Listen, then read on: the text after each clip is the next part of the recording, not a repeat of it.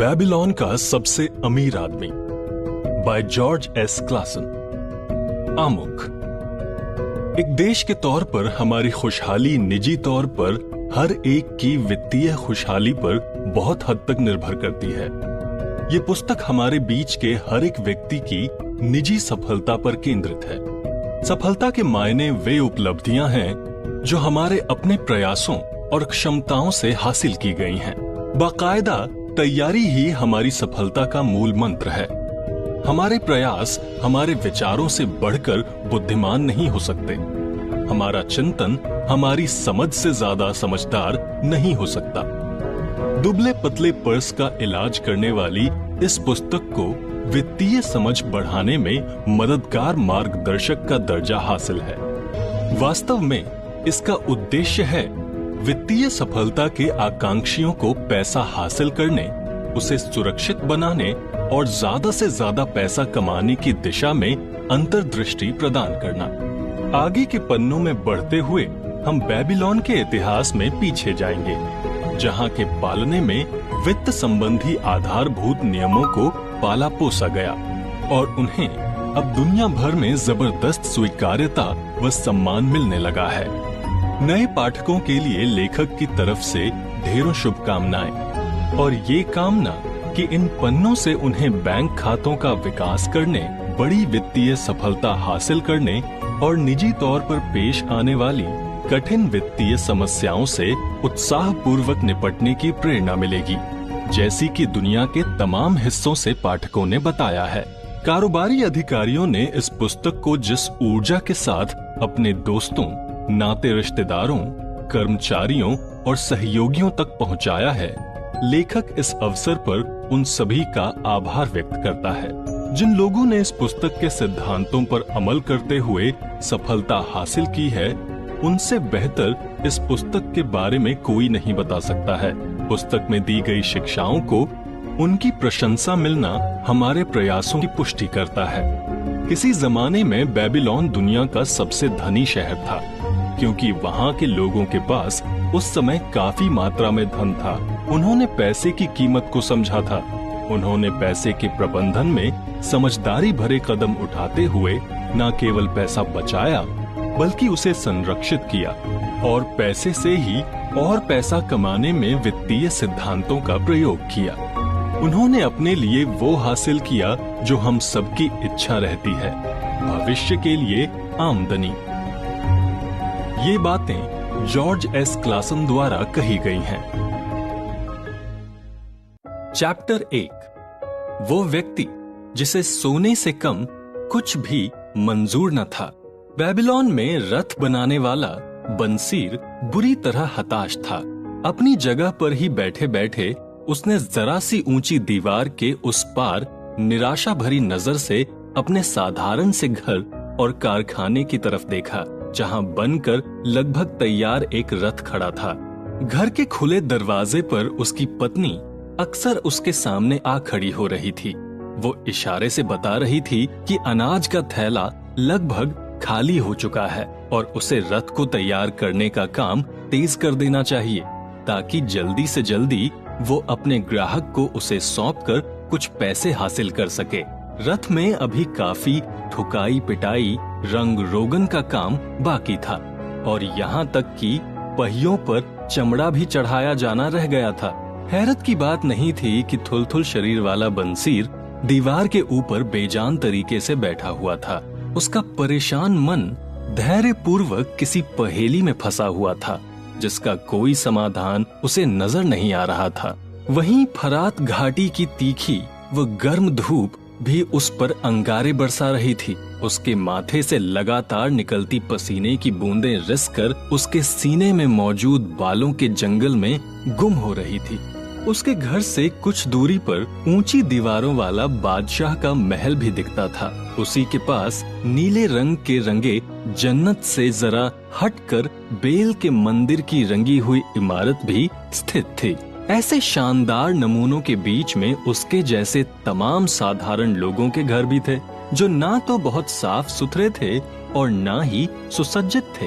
Babylon कुछ कुछ ऐसा ही था, जहाँ एक ओर दौलत और शोहरत से लबरेज समुदाय बसा हुआ था, वहीं भीषण गरीबी के शिकार लोगों का हुजूम और पूरी तरह अनियोजित तरीके से बसा हुआ शहर सुरक्षा दीवार के अंदर अजीब सा नजर आता था। उसके पीठ पीछे रथों का शोर था, जिस पर वहां के धन्ना सेठ सवार होकर अपने अपने रास्ते पर जा रहे थे, और सड़क के दोनों तरफ चंदन की खुशबू वाले कारोबारी एवं साथ ही साथ नंगे पांव घूम रहे भिखारी मौजूद थे। उधर से ही गुलामों का एक कारवां मशक में पानी भरकर गुजर रहा था, और उन्हें रास्ता देने के लिए रईसों को भी नालियों की तरफ सिमटना पड़ रहा था। वे गुलाम शहंशाह के लिए पानी ले जा रहे थे, जिससे झूलते बगीचे को सींचा जाना था। बंसीर अपनी ही समस्याओं में इस कदर उलझा हुआ था कि आसपास के शोर की तरफ उसका ध्यान भी नहीं जा रहा था। अचानक ही असमय एक वाद्य यंत्र लायर, एक प्रकार की वीणा की जानी पहचानी झनकार से उसका ध्यान टूटा। उसने पलटकर देखा तो उसका संगीतकार दोस्त कॉबी मुस्कुराता हुआ उसी की तरफ बढ़ा चला आ रहा था। खुदा तुझे बरकत बख्शे मेरे प्यारे दोस्त, कॉबी ने बंसीर को सलाम किया। हाँ, खुदा तुझ पर पहले से ही मेहरबान नजर आ रहा है, इसलिए तुझे मेहनत करने की जरूरत नहीं। मैं भी तुम्हारी अच्छी किस्मत के चलते खुशी महसूस कर रहा हूँ, यहाँ तक कि मैं उस बरकत को तुम्हारे साथ साझा भी कर रहा होता। दुआ करो, अगर तुम्हारा बटुआ भारी भरकम होता तो हम खरीदारी में मसरूफ होते। आज की रात दावत होती और 2 शेकेल यानी मुद्रा तो तुम मुझे उधार भी दे देते, और इस बात की चिंता भी न करते कि वे वापस मिलेंगे या नहीं। काश मेरे पास 2 शेकेल होते। बंसीर ने निराशा भरे सुर में कहा, उन्हें मैं उधार तो नहीं दे पाता, यहाँ तक कि मेरे प्यारे दोस्त तुम्हें भी, क्योंकि कुल जमा वे ही मेरी किस्मत होते, मेरी पूरी किस्मत। कोई भी बंदा अपनी पूरी किस्मत उधार नहीं दे सकता, अपने सबसे प्यारे दोस्त को भी नहीं। क्या? कॉबी हैरत से चीख उठा, तुम्हारे बटुए में 1 शेकेल भी नहीं है और तुम दीवार पर पुतले की तरह शान से बैठे हो। रथ वाला अपना काम पूरा क्यों नहीं करते? इसके अलावा तुम पेट की भूख शांत करने का उपाय कैसे कर पाओगे? तुम तो ऐसे नहीं थे मेरे दोस्त। कहाँ गई तुम्हारी अपार ताकत? खुद को बदहाली से निकालने का उपाय करो। क्या खुदा ने तुम पर यह आफत बरपाई है? लगता तो ऐसा ही है कि खुदा ही मुझे यातना दे रहा है, बंसीर ने लगभग सहमति जताते हुए कहा। मैं सपने देखा करता था, वाहियात सपने कि मैं काबिल इंसान हूँ। मेरा बटुआ मोहरों से भरा हुआ है, मेरे पास ढेर सारे शेकेल हैं जिन्हें मैं भिखारियों में बांटता रहता हूँ। मेरे बटुए में चांदी के सिक्के भी हैं जिनसे मैं अपनी बीवी के लिए कीमती तोहफे खरीदता हूँ और अपने लिए जो भी चाहता हूँ खरीद लेता हूँ। मेरे बटुए में सोने की मोहरें हैं जिनसे मैं भविष्य के प्रति निश्चिंत रहता हूँ और चांदी के सिक्के दिल खोल कर खर्च करता हूँ। मेरे अंदर संतोष की शानदार भावना रहती है। तुम भी मुझे एक कठोर परिश्रम करने वाले के तौर पर नहीं जानते, ना ही मेरी पत्नी को तुम उसके चेहरे पर पड़ी झुर्रियों से पहचानते हो, बल्कि खुशी से चमचमाते और चहकते चेहरे के तौर पर। मैंने सपना देखा था कि वो एक बार फिर शादी के शुरुआती दिनों की तरह कुंवारियों सी मुस्कान लेकर मेरे पास आ रही है। कॉबी ने कहा, वाकई एक खूबसूरत ख्वाब देखा था तुमने, लेकिन इतने खूबसूरत एहसास ने तुम्हें इस कदर निराश क्यों कर दिया है कि तुम दीवार पर उदास होकर बैठे हो? बंसीर ने कहा, वाकई सही समझा तुमने। जब सपने के खूबसूरत एहसास के बाद मैं हकीकत की दुनिया में वापस आया और मुझे एहसास हुआ कि मैं बदहाल हूँ और मेरा बटुआ खाली पड़ा है, तो मेरे अंदर आग लग गई। मेरी तुम्हारी एक सी कहानी है। हम एक ही नाव पर सवार हैं। जब हम छोटे थे तो साथ साथ मौलवी के पास तालीम हासिल करने गए थे। जवानी में हम दोनों ने एक दूसरे के साथ हंसते खेलते दिन बिताए। अधेड़ अवस्था में हम एक दूसरे के सबसे अच्छे दोस्त साबित हुए। हमने एक दूसरे का सुख दुख में साथ दिया। घंटों काम में मसरूफ रहने के बावजूद हम संतुष्ट थे और अपनी कमाई को मजे से अपने ऊपर खर्च करते थे। हमने अब तक काफी सिक्के कमाए, लेकिन फिर भी हम धन दौलत से हासिल होने वाली खुशी के लिए तरस रहे हैं। क्या हम मंद बुद्धि से कुछ कम हैं? हम दुनिया के सबसे रईस शहर में रहते हैं। सफर करने वाले बताते हैं कि धन दौलत के मामले में इस शहर की किसी से तुलना नहीं की जा सकती है। हमारे चारों तरफ दौलत ही दौलत है, लेकिन हमारे हिस्से में कुछ भी नहीं है। आधी उम्र कठोर परिश्रम करते हुए गुजारने के बाद भी मेरे सबसे अच्छे दोस्त तुम्हारा बटुआ खाली ही पड़ा है, और तुम्हें मुझसे ये कहना पड़ रहा है मेहमानों की तरह रात की दावत के बाद तुम मुझसे 2 शेकेल बतौर उधार लेते। तब बताओ मैं क्या कहूं ऐसे हालात को? क्या मैं कहूं ये रहा मेरा बटुआ और जो तुम्हें चाहिए खुशी खुशी मैं दे दूंगा? नहीं, मैं कबूल करता हूं कि मेरा बटुआ खाली पड़ा है। आखिर मामला क्या है? हम क्यों नहीं सोने व चांदी हासिल कर सकते जो कि खाने और कपड़े से कहीं ज्यादा हों? बंसीर ने अपनी बात जारी रखते हुए कहा, हमारे बच्चों की तरफ देखो, क्या वे अपने पिता के ही रास्ते पर नहीं बढ़ रहे हैं? उनका परिवार और उस परिवार के बच्चे और फिर उनके बच्चे, वे भी हमारी तरह सोने के खजाने के बीच ही मौजूद हैं, और फिर भी हमारी ही तरह उन्हें भी बकरी के बेस्वाद दूध और दलिया के सहारे पेट भरना पड़ रहा है तथा जिंदगी जहालत में गुजारनी पड़ रही है। बंसीर की बातें सुनकर कॉबी हैरत में पड़ गया और बोला, बंसीर, इससे पहले आज तक मैंने तुम्हें इस तरह की बातें करते नहीं सुना मेरे दोस्त। बंसीर ने कहा, आज तक मैं खुद इस तरह से कभी सोच नहीं पाया। दिन निकलने से लेकर रात होने तक मैं एक से बढ़कर एक शानदार रथ बनाने के अपने काम में व्यस्त रहता हूँ। शायद ही कोई मुझसे बढ़िया रथ बनाने वाला यहाँ मौजूद हो। सिर झुकाकर मैं अपना काम करता रहा कि एक दिन ऐसा जरूर आएगा कि खुदा मुझ पर मेहरबान होगा और मेरे काम को तवज्जो देगा तथा मुझ पर धन दौलत की बरसात करेगा, लेकिन आज तक ऐसा नहीं हुआ। आखिरकार मैं समझ गया कि ऐसा कभी नहीं होगा। इसी वजह से मेरा दिल दुखी है। मेरी ख्वाहिश है कि मैं अमीर आदमी बनूं, मेरे पास भी जमीन जायदाद हो, शानदार कपड़े हों और मेरा बटुआ भरा हुआ हो। इसे हासिल करने के लिए मैं जी तोड़ मेहनत करने के लिए भी तैयार हूँ, चाहे इसके लिए क्यों ना अपनी सारी कारीगरी झोंकनी पड़े और क्यों ना अपने दिमाग की सारी चतुराई दिखानी पड़े। मेरी बस एक ही ख्वाहिश है कि मेरी मेहनत को उचित इनाम मिले, लेकिन ऐसा नहीं होता तो आखिर कमी कहाँ है? मैं फिर तुझसे पूछता हूँ, जिस तरह औरों के पास धन दौलत है उसी तरह हमारे पास अच्छी चीजें भरपूर मात्रा में क्यों नहीं हो सकती, ताकि हम भी जो चाहें खरीद सकें? कॉबी ने कहा, काश मैं इसका जवाब जानता मेरे दोस्त, तो मुझसे संतुष्ट इस दुनिया में शायद ही कोई और होता। लायर बजाकर होने वाली आमदनी आनंद फानन में खर्च हो जाती है। मैं अक्सर परेशान हो जाता हूँ कि अपने परिवार को भूख से बचाने के लिए क्या करूँ।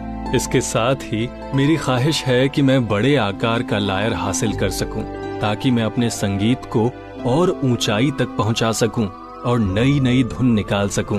उससे मेरा संगीत इस कदर बेहतर हो सकता था जैसा शहंशाह ने भी पहले ना सुना होता।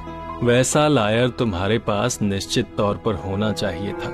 पूरे बेबीलोन में ऐसा कोई नहीं है जो तुम जैसा मीठा गा सकता हो। तुम उस लायर से इतना मीठा गाते कि न केवल शहंशाह बल्कि खुदा भी खुश हो जाता। लेकिन ऐसा कैसे संभव हो सकता है, जबकि हम इस कदर गरीब हैं जितने कि शहंशाह के गुलाम भी ना होंगे। घंटियों की आवाज सुन रहे हो? वे इधर ही आ रहे हैं। बंसीर ने उस ओर इशारा किया जिधर से पसीने से तरबतर अधनंगे गुलाम नदी से पानी का भारी भरकम मशक भरकर अपने कंधे पर रखकर संकरी सी गली से लेकर आ रहे थे। उनके साथ 5 लोगों का समूह एक साथ चल रहा था। जो आगे आगे चल रहा है उसे देखो, कितनी अच्छी कदकाठी का है। अपने देश का वो प्रमुख शख्स है, उसे पहचानना कितना आसान है। कॉबी ने घंटी लेकर आगे आगे चलने वाले की तरफ इशारा किया, जिसके ऊपर किसी तरह का भार नहीं लदा हुआ था। बंसीर ने सहमति जताते हुए कहा, कतार में और भी बहुत से अच्छी कदकाठी वाले लोग हैं जो हमसे भी बेहतर दिख रहे हैं। लंबे चौड़े सुनहरे बालों वाले उत्तर दिशा से, हंसते मुस्कुराते हुए काले लोग दक्षिण से, छोटे व भूरे बालों वाले लोग आसपास के देशों से आए हुए हैं। ये सभी एक साथ चलते हुए नदी के बगीचे तक का सफर तय कर रहे हैं, एक के बाद एक, दिन ब दिन, साल दर साल। इनके अंदर खुशी की उम्मीद नजर नहीं आती। इन्हें सोने के लिए पुआल दे दिया जाता है और खाने में कड़े अनाज वाला दलिया ही मिलता है। जानवरों सा जीवन जीने वाले इन गरीबों को देखकर दुख होता है कॉबी। कॉबी ने कहा, मुझे भी इन पर तरस आता है। फिर भी देखो कि हम इनसे मामूली ही सही लेकिन बेहतर हालात में हैं। हम खुद को आजाद तो कह सकते हैं। बंसीर ने कहा, यह सच है कॉबी। ये सोचना ही अपने आप में दुखदाई है। हम ऐसी कल्पना भी नहीं कर सकते कि साल दर साल गुलामों की तरह जिंदगी बिताते रहें, केवल काम, काम और काम, हासिल कुछ भी नहीं। कॉबी ने कहा, क्या हम ये पता नहीं लगा सकते कि और लोग कैसे सोना हासिल कर पाते हैं और उन्हीं की तरह हम भी वैसा ही करें? बंसीर ने गंभीर मुद्रा में सोचते हुए कहा, निश्चित रूप से कोई ऐसा रहस्य है जिसे हमें सीखना है, लेकिन जिन्हें उसका पता होगा उन्हीं से ये जाना जा सकता है। कॉबी ने सुझाव दिया, आज ही सुबह मैं अपने दोस्त अकार्ड के बंगले से गुजरा। वो सोने के रथ पर सवार होकर कहीं जा रहा था। उसने रास्ते में लोगों का हाथ हिलाकर अभिवादन किया और मुझे देखकर मुस्कुराया और दोस्त के तौर पर संगीत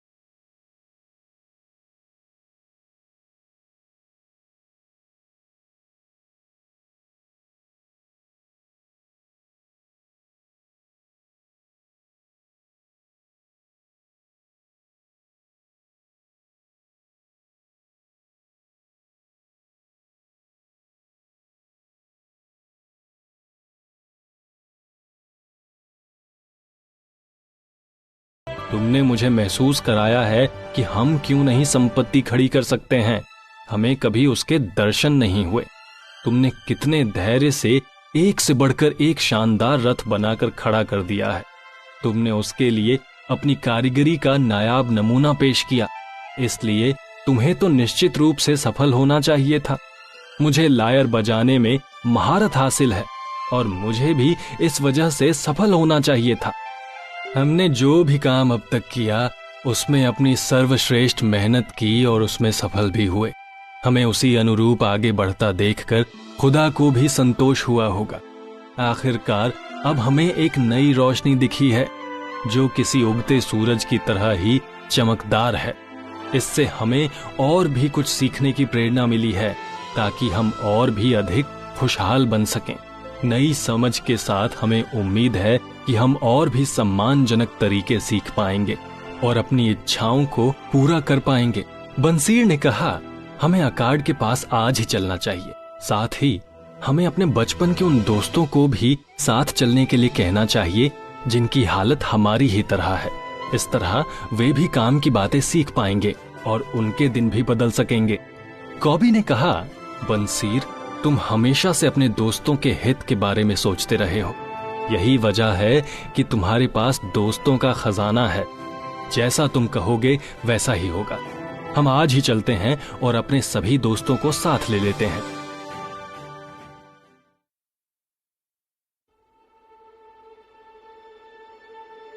चैप्टर 2, बेबीलोन का सबसे रईस आदमी।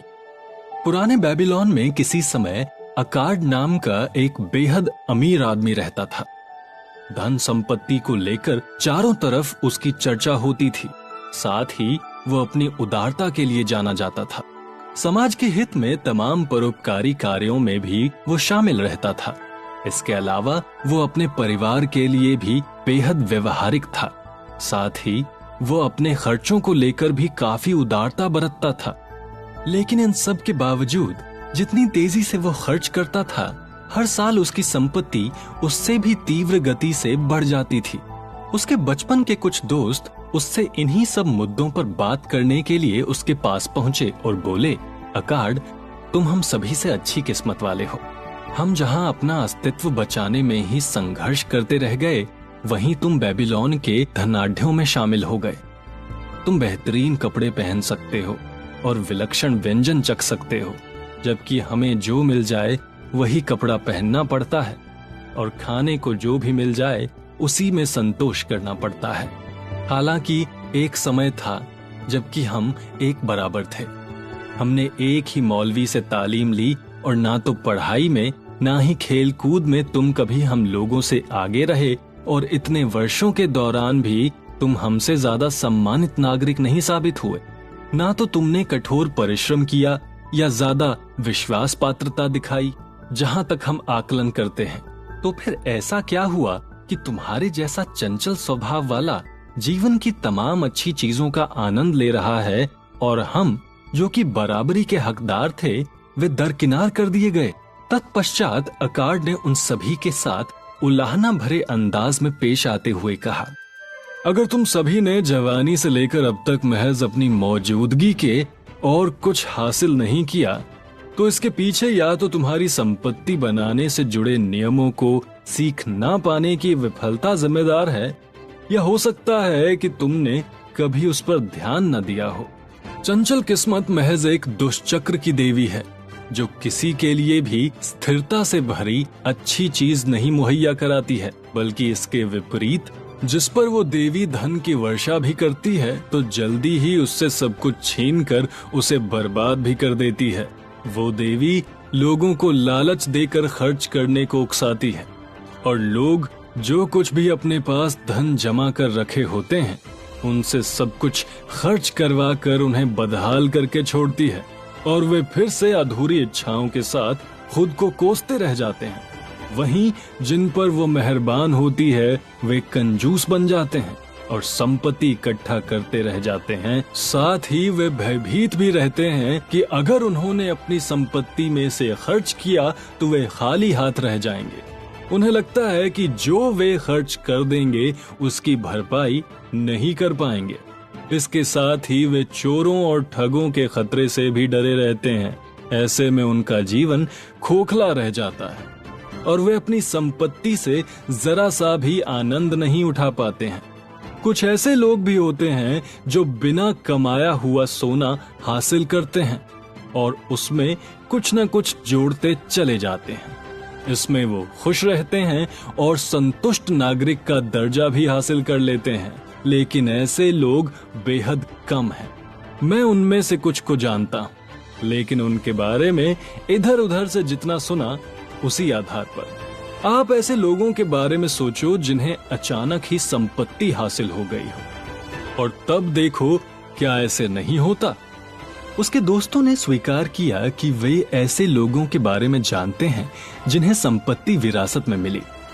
उन लोगों ने उससे विस्तार से बताने को कहा कि उसे ये खुशहाली कैसे हासिल हुई। इस पर अकार्ड ने उन्हें आगे बताना शुरू किया। मैं जब युवावस्था में था तो मैं अपने आप को देखा करता था और वे तमाम अच्छी चीजें देखता था जिनसे मुझे खुशी व संतोष मिलता, और मैंने महसूस किया कि संपत्ति के बल पर ही इनकी क्षमता में भी बढ़ोतरी होती है। संपत्ति ही ताकत है। संपत्ति हो तो हर चीज संभव है। आप चाहें तो महंगे महंगे सामानों से अपना घर सजा सकते हैं, और कोई चाहे तो सुदूर समुद्र में सैर कर सकता है, और तो और सुदूर देशों के एक से बढ़कर एक व्यंजन चख सकता है। सोने और बेशकीमती नगों से जड़ा आभूषण पहन सकता है। आप चाहें तो देवताओं के लिए सशक्त मंदिर भी बनवा सकते हैं। इन सब कामों को करते हुए कोई चाहे तो ऐसे भी काम कर सकता है जिससे आत्मा तृप्त हो सकती है और शरीर को भी संतुष्टि हासिल हो सकती है। और जब मैंने ये सब महसूस किया तो खुद ही तय किया कि मैं भी अपने जीवन में अच्छी चीजों को हिस्सेदार बनाऊंगा, अच्छी चीजों से जीवन को भर दूंगा। मैंने तय किया कि मैं उन लोगों में शामिल नहीं होऊंगा जो दूसरों को आनंद उठाता देखकर दूर से ही तरसते रह जाते हैं। मैं सस्ते से सस्ते कपड़े पहनकर खुद को संतुष्ट नहीं करूंगा जो कि देखने में भी सम्मानजनक न लगे। मैं गरीब बनकर संतुष्ट नहीं रह पाऊंगा, बल्कि इसके विपरीत मैं खुद को अच्छी चीजों के दरबार में बतौर मेहमान देखना पसंद करूंगा। जैसा कि आप जानते हैं, मैं एक विनम्र व्यापारी का बेटा हूँ जिसके पास बड़ा परिवार है और विरासत की कोई उम्मीद नहीं है और ना तो संपन्न ही हूँ, जैसा कि आपने अभी अभी स्पष्ट रूप से कहा भी है, और ना ही ताकत या बुद्धिमता में ही मैं किसी से बढ़कर हूँ। मैंने तय किया कि मुझे जो भी चाहिए वो हासिल करना पड़ेगा, और इसके लिए समय व अध्ययन जरूरी होगा। जैसा कि आप जानते हैं, समय सभी के पास अधिक मात्रा में मौजूद है। आप सभी लोगों ने काफी बड़ी मात्रा में समय को निकल जाने दिया, जो कि आपको धनी बना सकता था। अब आप स्वीकार कर रहे हैं कि आपके पास अपने अच्छे परिवारों को देने के लिए अपेक्षाकृत कुछ भी संतोषजनक मौजूद नहीं है जिस पर आप गर्व महसूस कर सकें। जहाँ तक पढ़ाई की बात है तो क्या हमारे बुद्धिमान मौलवी साहब ने हम सभी को ये नहीं बताया कि शिक्षा दो तरह की होती है, एक जो हम सीखते हैं तथा जानते हैं, और दूसरा प्रशिक्षण कार्यक्रम जिससे हम उन चीजों के बारे में पता लगाते हैं जिन्हें हम नहीं जानते। इसलिए मैंने तय किया कि मैं धन एकत्रित करने की कला सीखने की प्रक्रिया का पता लगाऊंगा, और जब मैंने इसका पता लगा लिया तब मैं इस काम में जुट गया और उसे अच्छे से करने लगा। क्या ये बुद्धिमानी नहीं कहलाएगी कि अपने जीवन के खूबसूरत दिनों का हम जमकर आनंद उठाएं, और जब हमारे जीवन की शाम हो तो सारे गम उन पलों के लिए छोड़ दें जब हमारी आत्मा हमारे शरीर को छोड़ने के लिए तैयार हो। मुझे मुंशी की नौकरी मिल गई। मेरा काम रिकॉर्ड तैयार करने का था।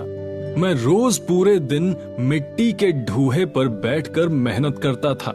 हफ्ते दर हफ्ते और महीने दर महीने मैं मेहनत करता गया, लेकिन मेरी कमाई ऐसी होती कि नजर ही नहीं आती थी। लगता ही नहीं था कि मेरे पास बताने लायक रकम जमा है। मेरी सारी कमाई खाने व कपड़े और खुदा की खिदमत तथा तमाम अन्य चीजों में ही खर्च हो जाती, जो कि मुझे याद भी नहीं है। लेकिन अपनी जिद को मैंने छोड़ा नहीं कभी। और एक दिन की बात है, सूद पर पैसा देने वाला साहूकार अलकमिश शहर के मुखिया के घर पहुंचा और 9वें मकान की एक प्रति की मांग की। साथ ही उसने मुझसे कहा, मुझे ये प्रति 2 दिन के अंदर चाहिए, और अगर ये काम समय पर हो गया तो इसके बदले में मैं तुम्हें तांबे की 2 मुहरें दूंगा। इसलिए मैं उस काम में जी जान से जुट गया। लेकिन चूंकि कानून बेहद लंबा था, इसलिए अल्केमिस्ट जब लौटा तब तक वो काम पूरा नहीं हो सका था। ये देखकर वो बहुत नाराज हुआ और मानो उसने मुझे अपना गुलाम समझा हो। कुछ इस तरह से उसने मेरी पिटाई करने की भी ठान ली। लेकिन मुझे पता था कि नगर मुखिया इस बात की इजाजत नहीं देंगे, अतः मैं बेखौफ था। मैंने उससे कहा, अल्केमिस्ट, आप बहुत धनी आदमी हैं, मुझे भी कुछ बताइए कि मैं भी कैसे रईस बन सकता हूँ। मैं रात भर आपके लिए रिकॉर्ड तैयार करूंगा और सूरज उगने से पहले काम पूरा करके दूंगा।